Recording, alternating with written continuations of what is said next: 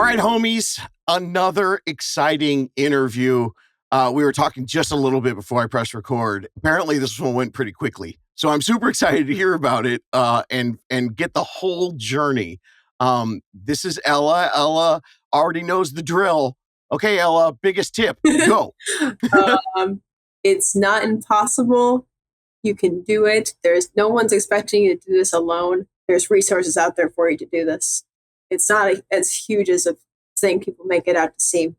We'll get into when you figured out it wasn't impossible, but give me some of the background before you found the education here at the podcast. How long have you been renting? Well, first of all, if you don't mind, because you look young to me, tell everyone how old you are. I'm 20, 20 years old. Wait, are you done? 20? There's not another number after that? I was 19 when I bought the home. Holy crap! Okay. Okay, so the question, how long you've been renting, was, I should rephrase that. How many months were you a renter, or were you ever a renter? We rented for 2 years. Okay, who's we? My boyfriend and I. Okay. Yeah. So you rented for 2 years. So 18 years old, you were renting. Mm-hmm. What on earth at 19 gave you the idea to buy a home? Was this for a family thing, or is this a you thing? Well, I mean, we worked together to get the home, but we were renting. We were just really tired of renting. So it was just like, we wanted to have our own space. Our friend recently passed away, and we wanted to buy a home just to because we're like, life's too short just to be sitting around here renting. And we wanted to have our own space and do what we want in our own yard. And so it was really important for us to get out of renting and to start investing into ourselves. Wow. Okay. I will ask this again. What a wonderful testament to be able to take that tragic situation in life and, find something for you and your boyfriend. Did either of you have this from your family, or is this your own personal discovery that you guys had together after that event? Yeah, it was our own discovery, I would say. I never grew up in a home, and I really value having a home in a family, because I feel like having to move a bunch and I don't know, it's stability, which I really value. I think it's really important to bring your children up in a home and not into and I understand everyone has their own situations, and that's totally fine, but it's just something I think is really important. And and my boyfriend grew up in a house, and his family's wonderful. And it's just, so I thought that was really nice too. I mean, you say that with the right amount of empathy, understanding everyone has their own personal situation. And right. I think the one thing I've learned doing real estate for 20 years and helping so many first-time home buyers, but this 6 years of the podcast, man, 72% of the people that come to me and say they can't buy, and so they want an 18-month plan, are under contract in 3.2 months. So I think that getting the word out, people just taking the leap to understand. Yeah. Okay. So you were renting. So let's talk the numbers first before we get into the fun details. Yeah. What was your rent for you guys? So it was $1,500. It was like a 2-bed townhouse situation, and that was pretty high up on our price range for renting. So we already weren't super happy about it. Okay, so you were $1,500 for 2-bed, and what type of home did you purchase? It's a ranch style 3-bed, 1 bath, and then it also has a 4-season attached, and then it's 1.3 acre. So, holy moly! Wow. Okay, and this is in Appleton, Wisconsin. Yeah. Mm-hmm. Where we happen to have a unicorn who lives right in that town, which is awesome. Mm-hmm. And what was the purchase price for your home? It was $300,000. Okay. Did you ever think you would buy a $300,000 home? Absolutely not. Did you ever think you would do it at frickin' 19? No. You're insane. No, not at all. Okay. So, all right. So now let's walk through the process. Okay.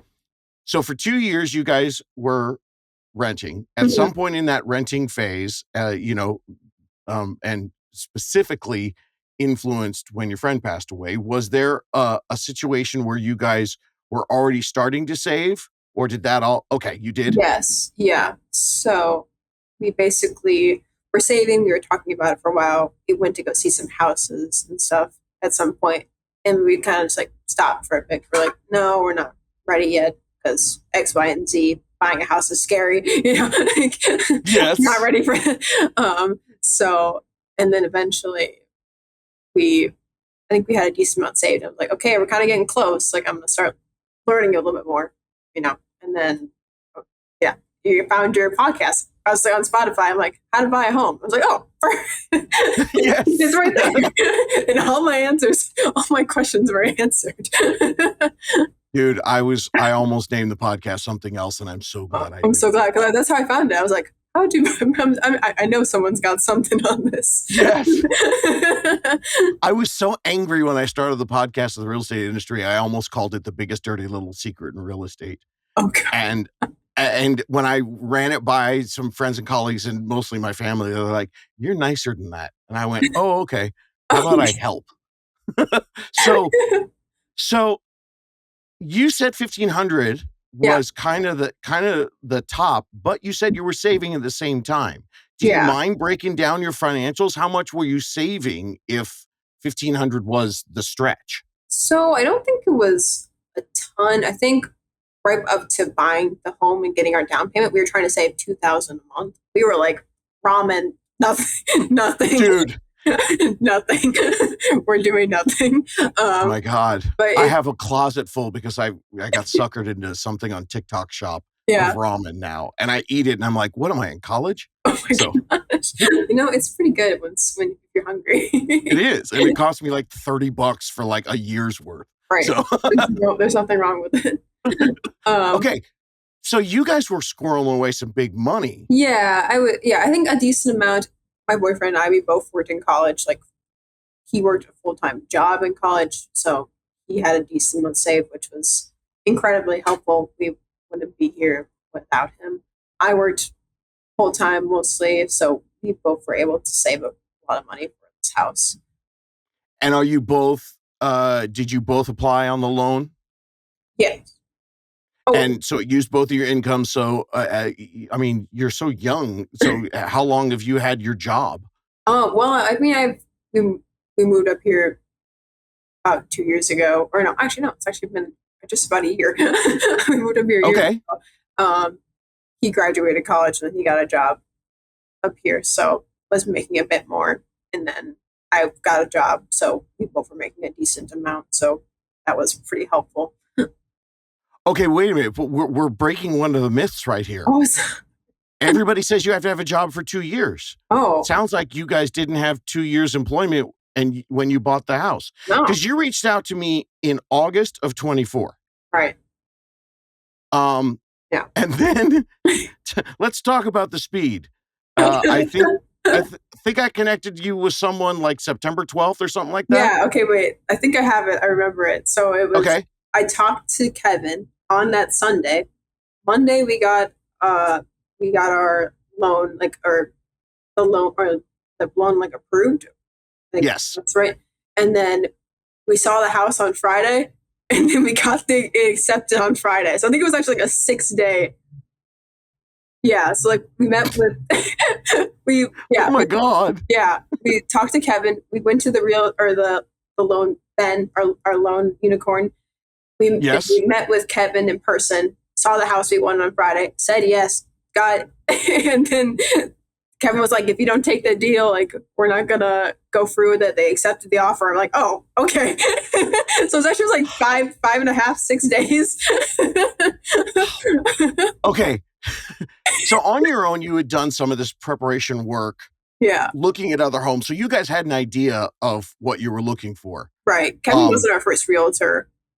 We had some hiccups with, yeah. Oh, you're gonna love So, this. oh, Oh, yeah. tell me the hiccups. Okay, so guess who saw a house? Like, oh, cool. And I clicked on like just a random, like Zillow. I was like, oh, okay, I'll go look at this house. They assign you this random realtor, no idea. You meet up Yep. with them, and then So you see a couple houses with them, nothing really interesting. And then you go find a house and she's like, oh, we bought this house. We want to refurbish it and sell it to you guys. We're like, oh, we were actually interested in this house. No way. Yeah. She the realtor or Zillow? She the realtor bought it as investment for herself. And then was going to re-stew it and then sell it to us. Okay. So we have this phrase in real estate where it's called the fiduciary responsibility of when you create what we call an agency with a customer, a buyer. How on earth are you representing the fiduciary responsibility of the buyer if you're attempting to make a profit on the flip that you just bought? I have no idea. I think it was her husband. Okay. I was like, we can do it. I don't know. I think it's like something they got going on together. So we didn't really respond to her, and I'm like, no, we're done. We're not doing this. Oh, thank God you guys are smart. Well, actually, with no offense to you guys, but anybody should have run away from that. I was going to say thank God you were smart enough, but I was like, oh no, that's okay. Cut out this segment, editing people, and let's make 1 billion TikToks about why Zillow sucks. That is corrupt. I know. We were just like, that's our horror story. Just like, dude, I thought I heard it all. That was insane. No. Okay. So when the Zillow agent tried to sell you the house that they were flipping so they could make a profit off of you, which by the way is ridiculous because they're double dipping because then they get the buyer agent fee from the seller. So they're getting okay. So is that when you searched Spotify and found us, or is that when you took the break? I think it was kind of in the middle of it. I think I had found your podcast, maybe listened to an episode or two that just like get a grasp kind of what's going on. We were working with her, and then that whole situation happened. I was like, no, I'm gonna submit this form and we're gonna just go for it because I'm not doing that. So okay, and then you met Kevin, and my favorite part of your story was, and then the first day we did the loan, what is it called? Yeah, that's an application and approval. So it's been a minute.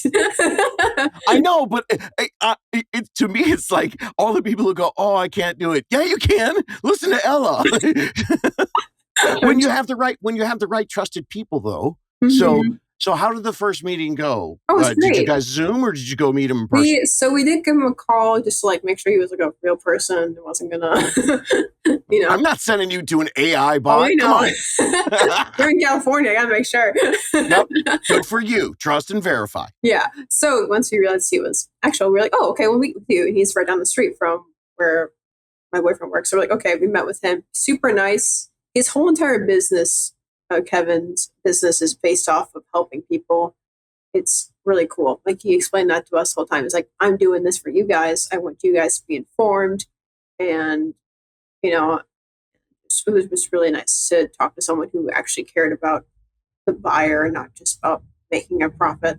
So it's so interesting because I've known him for many years. And, everybody in real estate talks about how you have to do videos. And like, he doesn't have a gigantic Instagram or TikTok, but he just makes these videos and emails them to us. I know. He's so nice. And it's like, hey, here's what's going on. Yeah. Sometimes it's like, there's going to be a cool state fair. And sometimes it's like, here's what's going on with the market.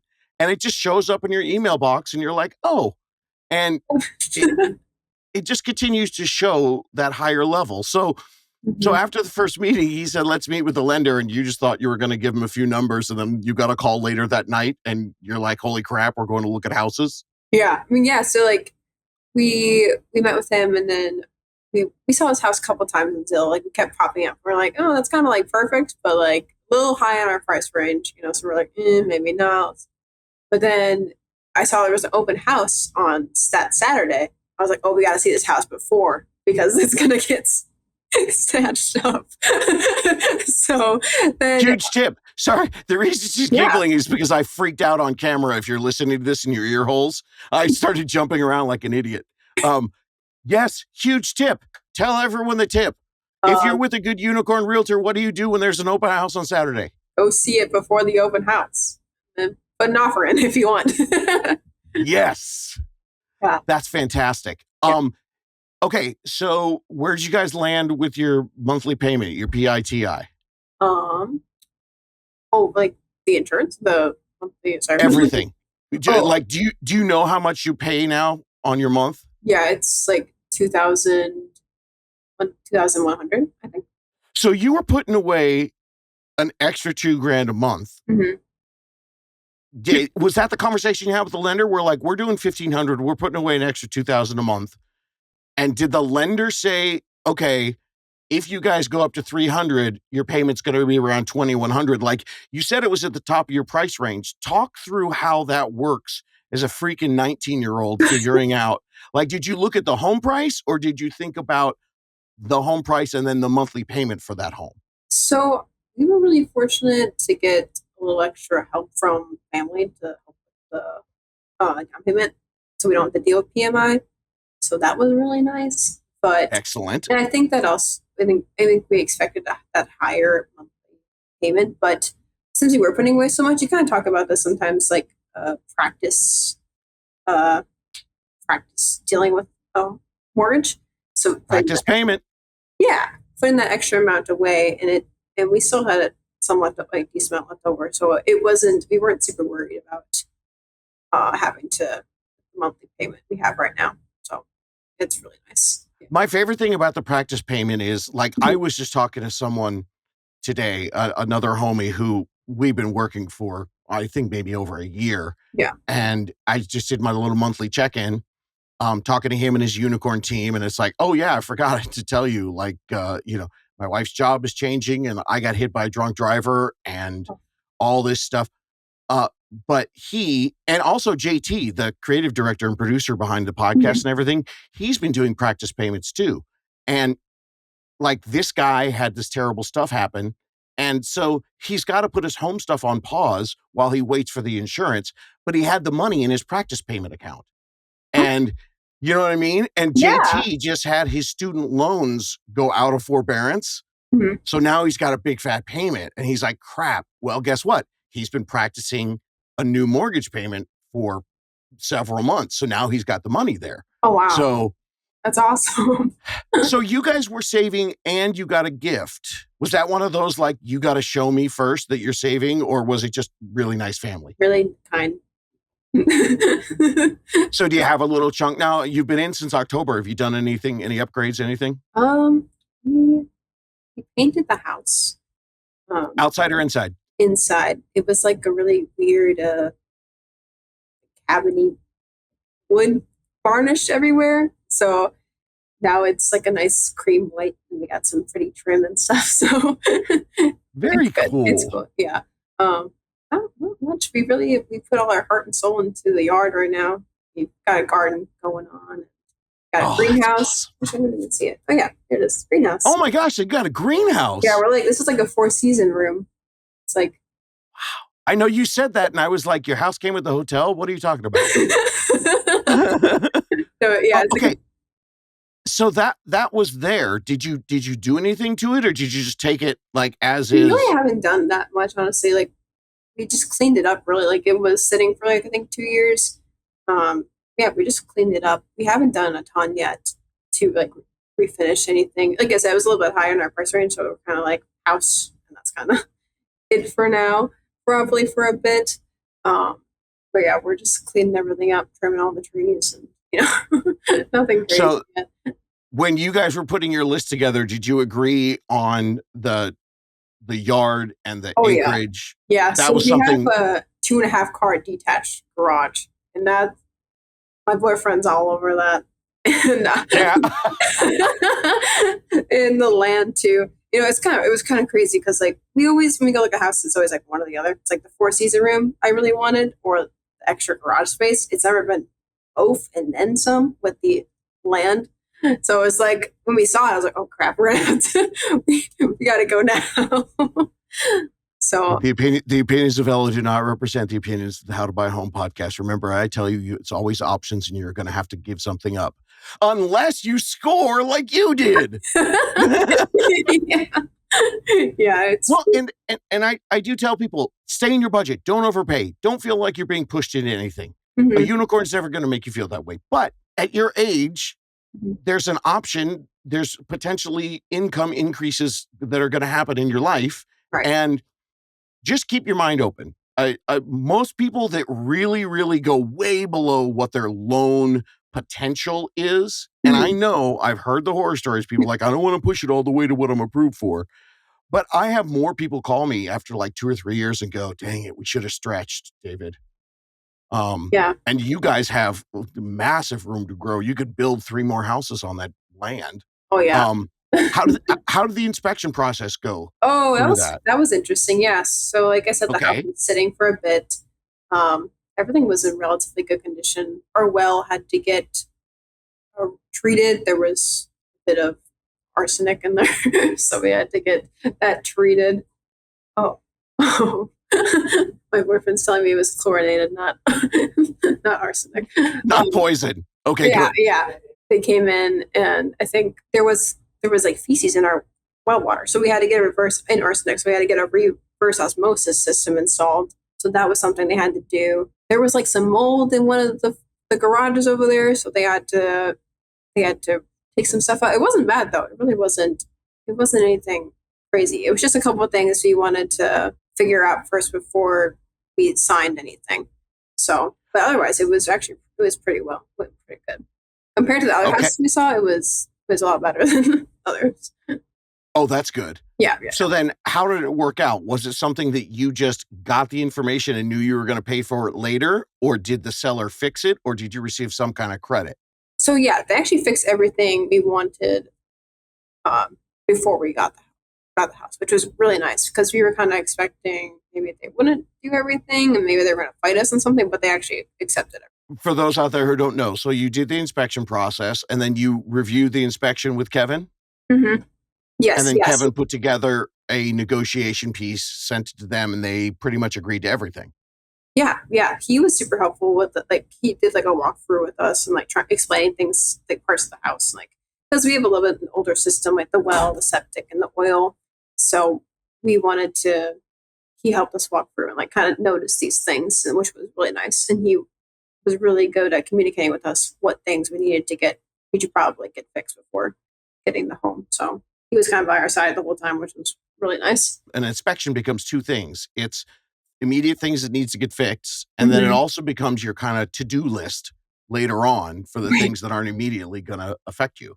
Yeah. Yeah. I remember having a big list of things and like checking off, like making sure all the lights worked and like the outlets were good and all that stuff before we signed. So that was, I'm gonna put you on the spot. Do you know the age of the home? Do you know what I year think it it's was? 1973 or something like that. Around there, 1970 something. So That makes sense. That thus all the wood paneling and the wood in yeah, it. It was it looks like a cabin. I don't know. It feels a lot more homey now for sure.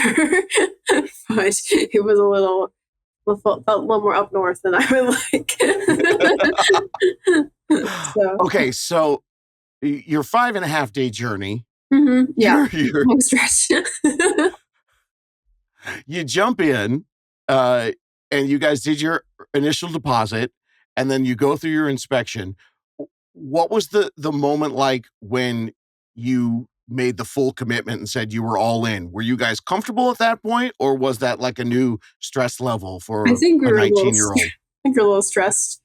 We we saw the house and Kevin's like, I'll submit your application or your yeah, I guess application is the right term for Your that offer? offer. Yeah. Yes. Submit your offer, and we're like looking at each other like, do we want it? I'm like, yeah, I guess I like it. Yeah, it's cool. And then he's like, okay, submit. And then we were driving back to our hometown, and we got a call from Kevin that they accepted, and we're like, "Oh crap, it's now, now or never." So that was a pretty. Oh, it was like at 9 p.m. too, so we're like freaking. You know, it's there are so many little things in here that like I read through the lines and I know. Mhm. The speed, super crucial in this current market. Oh yeah. Um, the fact that you were prepared ahead of time, it wasn't reckless speed Mm-mm. because you'd already looked at houses and then you aligned yourself with someone who knew the area and the property and took the time to hear what you wanted. But that speed of the lender, that's when people come to me and go, I got this great lender. He's going to offer me like, 0.18 less than the other guy. And I'm like, cool. Try to get that guy to get you a full loan approval in like 12 hours, like your guy did. Because they have a relationship with the realtor and Mm-hmm. they have to work with each other. Right. But the other thing that's really interesting about the inspection and why I'm sure Kevin got such a good deal in the negotiations, you said the home had been sitting for a while, Yeah. right? Yeah. So Yeah. what was unique about the home that you think it wasn't sold in this low It's a inventory time? modular home, or Oh, cool. so people don't really like that, I guess, because it's kind of no attic, really. And honestly, we weren't even expecting a basement, and it had a full basement, so we're Whoa. more than happy. That's a common thing with modular homes. They don't have basements, and they don't. Yes. So sorry, you're a realtor. I don't know why. Why am I telling you this? You know what it is. Okay. Well, you know where you can educate me? Sure. Because I hear the different terms all over the country. Mhm.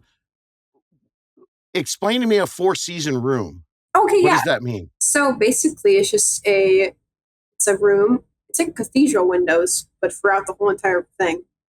So it's an add-on room, and it's like windows everywhere. There's like a patio door, and it's cathedral windows. It's beautiful.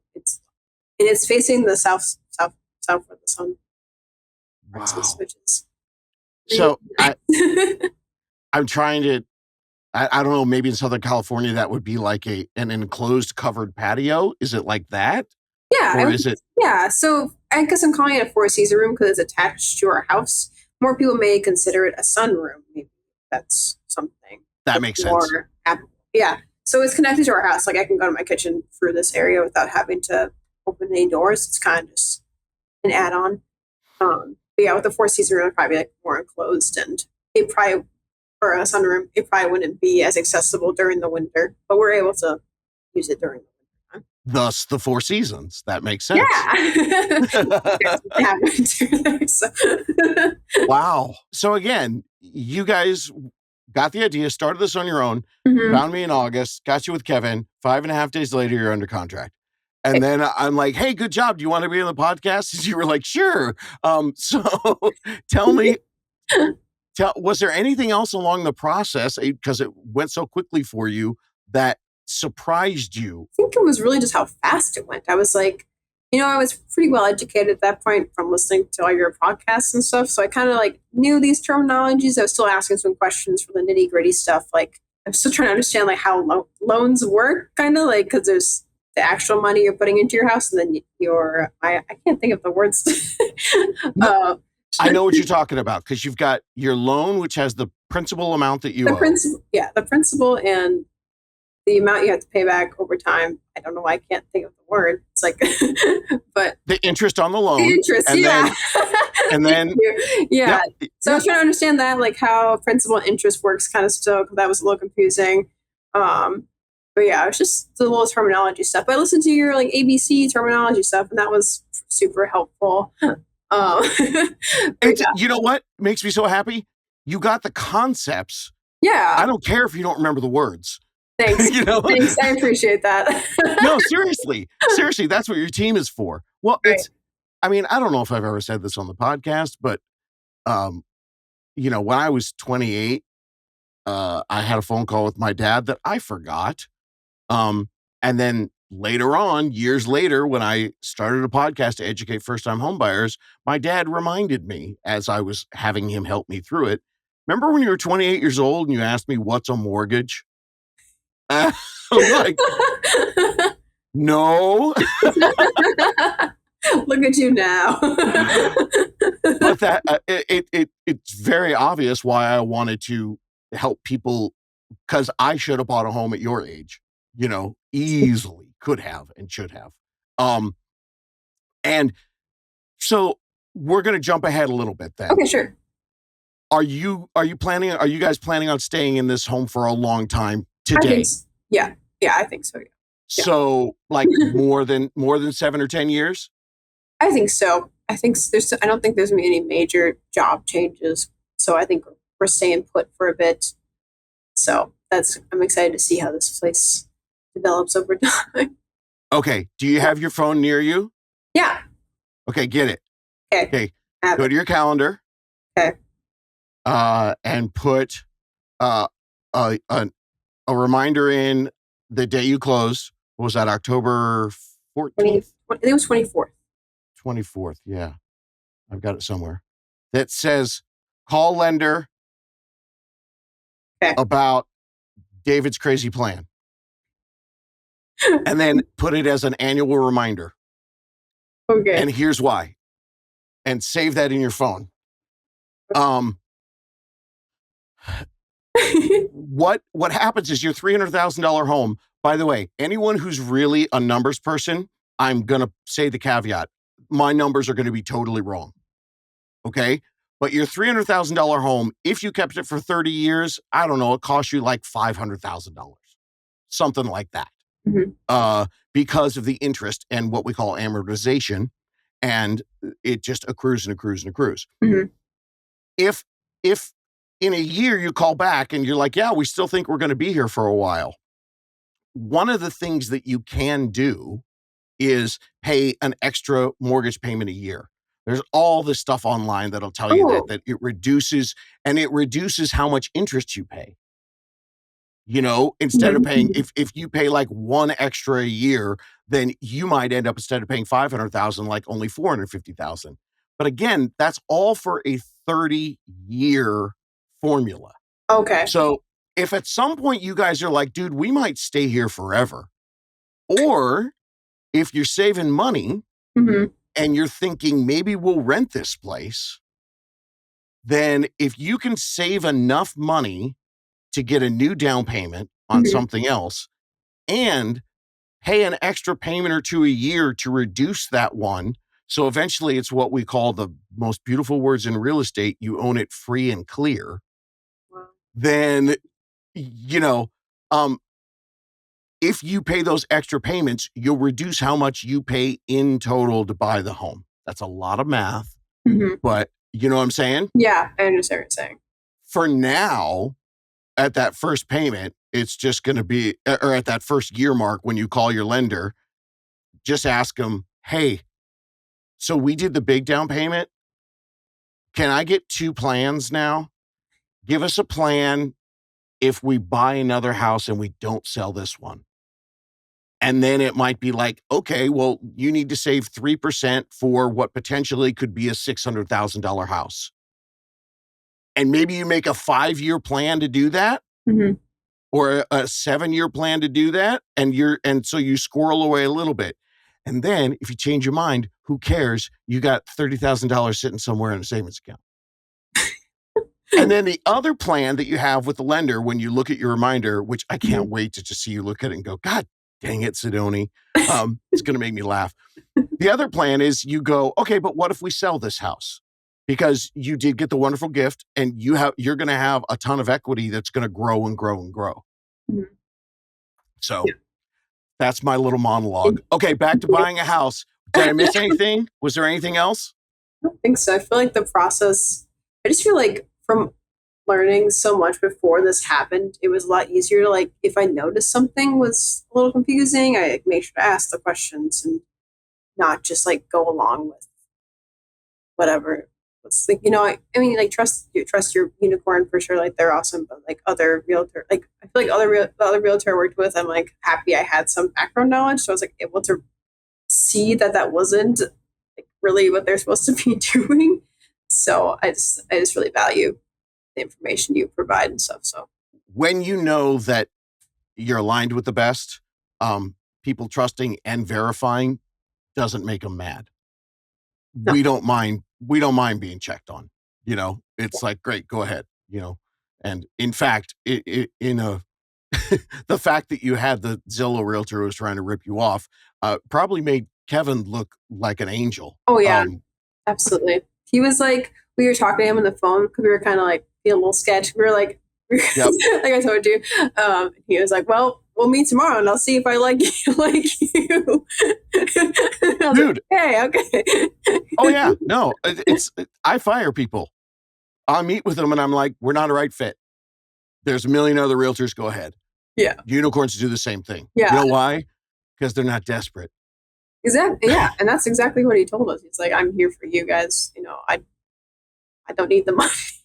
That's what he basically said. I'm like, that's like the best person we're looking for. Really. So there's transparency in the real estate business that people will say, okay, that guy, his ad is on the bus bench and in the grocery store. He's trying to get as many people as he can through his machine. Right.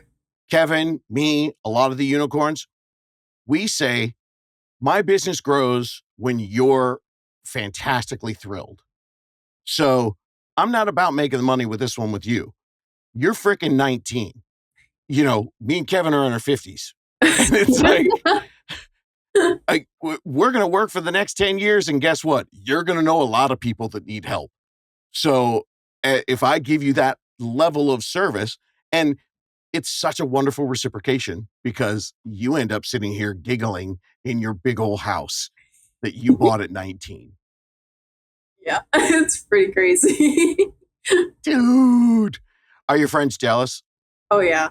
They're like, I don't understand how you did that. I'm like, yeah, I don't just set my mind. We just set our mind to it. I guess it's something we both really wanted. And I don't know. It's nice to find someone who kind of cares about that same stuff as you do and doesn't just want to party college and I'll be a crazy college kid.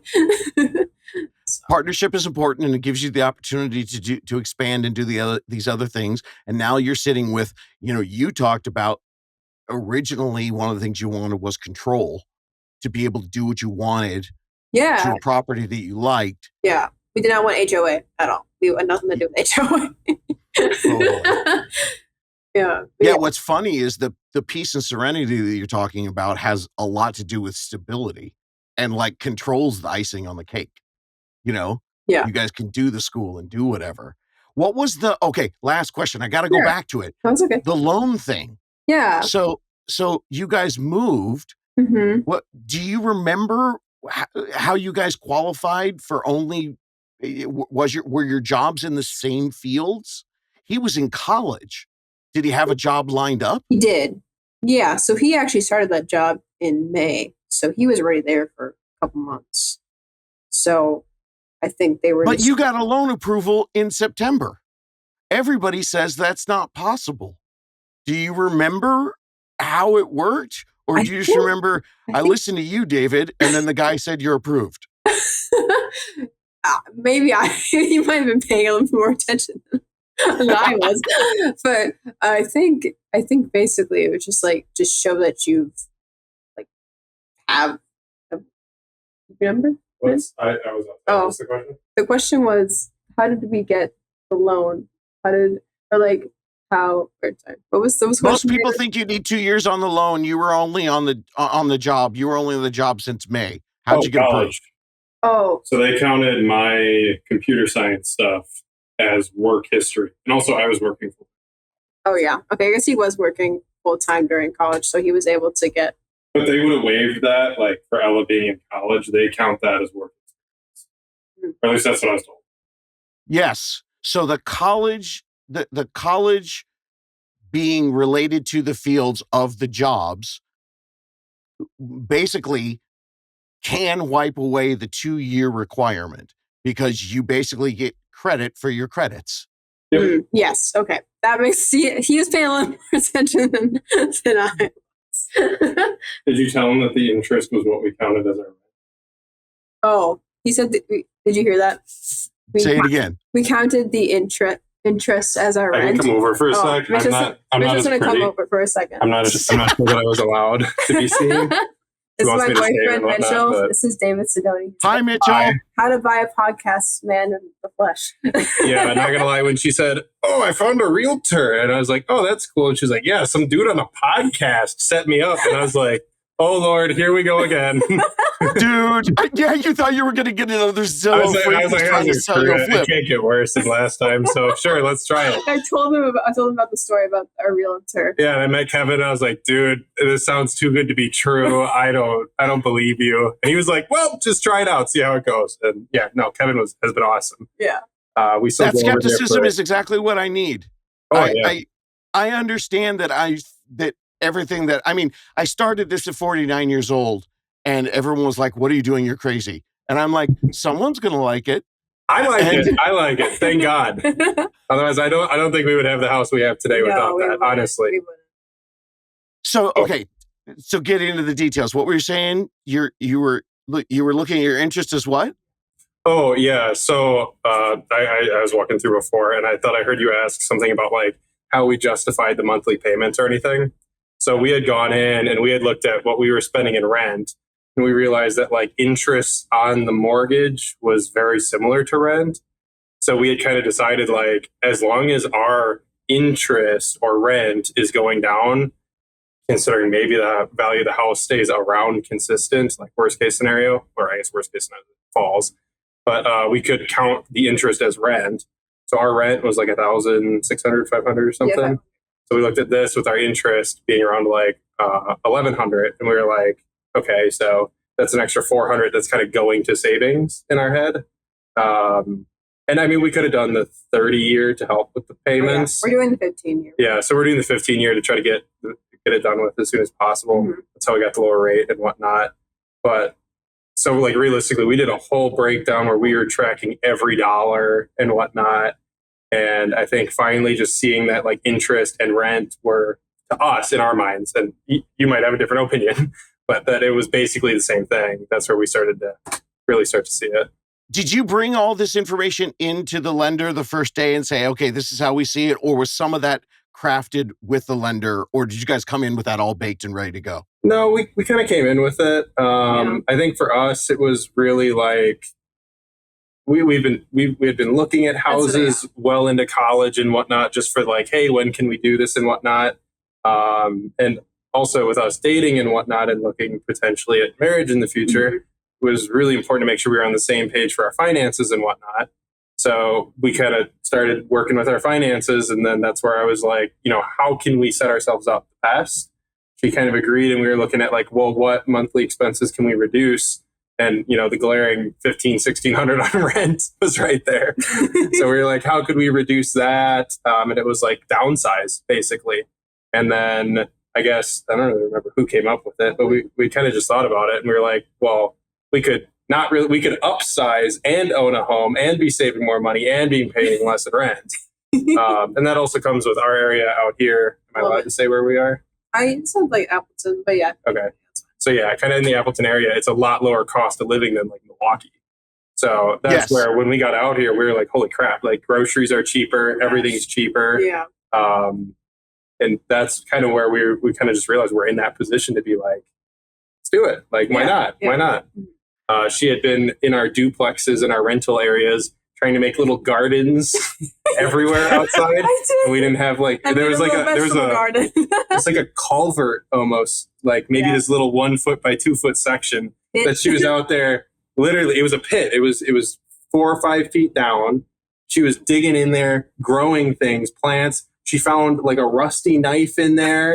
We think it had blood stains on it, but like she's finding all this stuff and like just forcing a garden to come to life.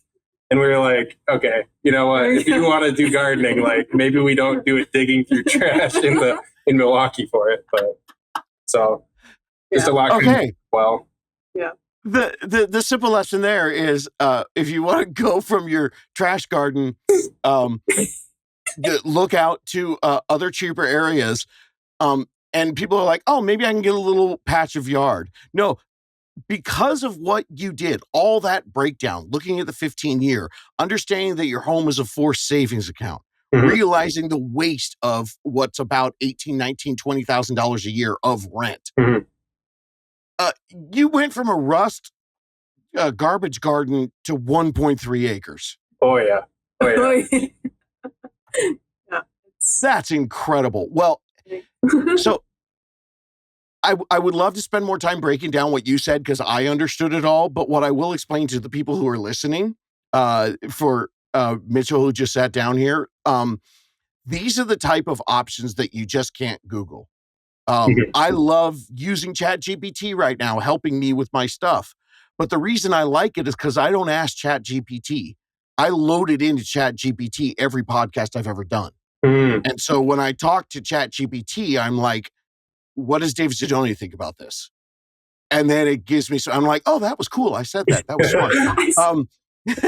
But the experience to talk to someone who can take your idea and look at all the myths you guys busted. You know, you don't need 2 years on a property. Paying more than your rent is stupid. If I hear that one more time, Yeah. and here you guys are, man. So, Mitchell, tell me the truth. Who freaked out more at the 5.5 day speed of the deal, you or her? Oh, me. I was like so excited. He's like, "Oh, this is crazy." I was like, I gotta get a spreadsheet out. Like, yeah. I mean, did she tell you that we had looked at the house? And I was like, I kind of like this place. And I was like, do you want it? And she was like, yup. And then Kevin placed an offer that night, and I was like, oh, okay. Like, yeah, this is happening. Like, it was weird because we had all the numbers, we had all the background that we needed, or that I thought we needed. Yeah. And but still, it didn't feel like I was prepared enough for Right, it. and that's what. And she's kind of one person that's like, "Yep, we covered our bases. We're good to go." And I'm like, "There's got to be more bases to cover," but there really wasn't. I mean, the PMI thing. Yeah, So we had some had debates about that because I didn't want to do the PMI, but I realized that even with the PMI built in, we were still getting a pretty good deal. Mm-hmm. And then we were fortunate enough that my parents were able to help us get rid of the PMI. We still owe them the money. Legally, we don't. Hey. But but like, still, they were like, "Why pay the PMI if you don't have to?" And we were like, "Okay." So even just that, like, that just helped our numbers get rid of the PMI. So it was an even better decision in general. Mm-hmm. And yeah, so I think that was the hardest part for me, was like, with that short of a timeline, like, we'd been thinking about this for years. It was like 5 days. I was telling you, it was like, yeah. We met Kevin. I saw a listing for a house I wanted. And I was like, Ella, like, I think this has everything I want. She looked into it and was like, I think it's got everything I want. And I was like, sick, let's wait for the open house. And she was like, Kevin's showing us now, the like, day basically the day before the open house. Why wait for the open house? We got here and it was like, do you want to make an offer before the open house happens? And like, we kind of said yes. Like, yeah. we were sure we said yes. I don't really remember saying yes, but like, and then it all just worked out. And I think that came from a lot of, like, we knew where we were. Mm-hmm. And then Kevin knew what we had to look out for. I didn't even think about the well, the arsenic, the fuel oil, any of that. And he came in and was like, you're going to look for, we're going to get this, and that test done. That septic field looks a little whatever. Like, we're going to get that checked out. Those were the bases that I didn't have covered. And without Kevin to come in and cover those bases for us, I mean, there's just only so much you can do on your own without a realtor, again, like Kevin, for us. For sure. I have a logo that I made. I had AI make for me when I met with all the unicorns. And because the compassion, the empathy, and the concern for you as an individual is such a gigantic part of what we do. That's why I say unicorn. It's magical. Oh, yeah. It's all that. But you know what? I put a dang mohawk on that guy and gave him a vest with no sleeves and a tattoo, because the unicorns are badass too. Oh yeah. That's the real magic, Right. I will say though, when we met Kevin and he starts talking about unicorns and all this other stuff, I was like, oh God. Oh yeah, Kevin and I were like connecting. Like, they knew what was going on. Like, I hadn't seen the podcast. So I'm like, I'm so out of the loop as to what's going on, but she clearly feels like she knows what's going on. So I got to tell you, I get so much. I have people that tell me, like, this is the dumbest way to grow a business. And I'm like, here's the deal. There's about 1 million, 1.2 million first-time home buyers every year. I don't need all of them. But if you listen, like, what I heard right now is Mitchell did all the preparation on the financial side. And so the reason why you were a little stressed when it went fast was because Ella wasn't stressed because she had me in her ears giving that. Oh, Basically, yeah. You know what I mean? You guys balanced each other out there, and now you're sitting in your 4-season room. oh yeah. So I keep thinking I'm waiting for the maid to come in 4 seasons. Serve some tea. Or No, something. not yet. We have 2 cats, if that counts. Yes. Well, thanks for jumping in, Mitchell. I appreciate it, man. Yeah, I'll get off. Yeah, okay, later, bud. Thanks, Maybe if I looked nicer and I wasn't covered in grease. It's okay. That's okay. You're a man with the house. I know you're doing stuff. You do my breaks right now. Well, and it's just incredible. Students working it out, and it really is the combination between what he did and what you did, and then, by realizing that you had someone who, yes, he's talking about unicorns, but then Mitchell got to see him be a badass, and he's like, okay, we're good. He's good. Yeah, I know. He thought I was so silly. He was like, oh God. I think I need to make sure that when anybody says unicorn, you have to explain what that means. I think it's fun not to explain. So they're like, oh, she's just crazy. It's fine. That's why you and I get along, Ella. Yeah. Okay.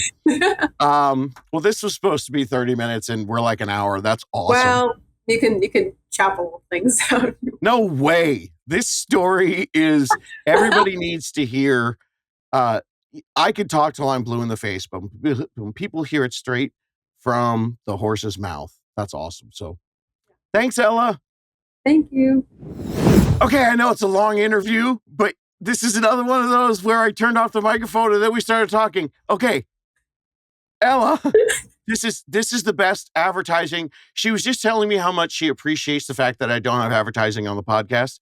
And so I don't have to pay for a commercial because you're going to tell this. So you were listening to the podcast and you heard about what? I heard so there's like this window where you need to buy a home at this certain time. And it was between, I believe it was like, I reposted it like maybe like some midsummer till like February or something like that. And I was like, we need to buy this house now. We need to go get a house now. And we were so fortunate because there was a little dip with the mortgage rates. Which happened before the cuts, which I told everybody on the podcast was going to happen. Mm-hmm, and I said, this is the window. And then you probably thought there's no way we're going to be able to do it. Mm-hmm. And then you bought a house in 5.5 days. Yeah. And we met with the mortgage person. It was like 5%.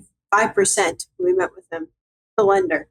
And then when we finally purchased the home, it was 5.25. We're like, this is the lowest I've seen it in a long time. So it was incredible. It was such great timing listening to your podcast, and that worked out because we didn't buy down or anything. We didn't buy any points or anything at all. Wow. So it was. And that rate jumped after the Fed rate cut. Now it's like at 6 point. Yeah. So super cool. Okay. So the moral of this postscript is everybody, when I tell you stuff, it's not because I want to be a realtor. I'm a nerd and I watch the stuff all the time. But we really appreciate it. Thank you.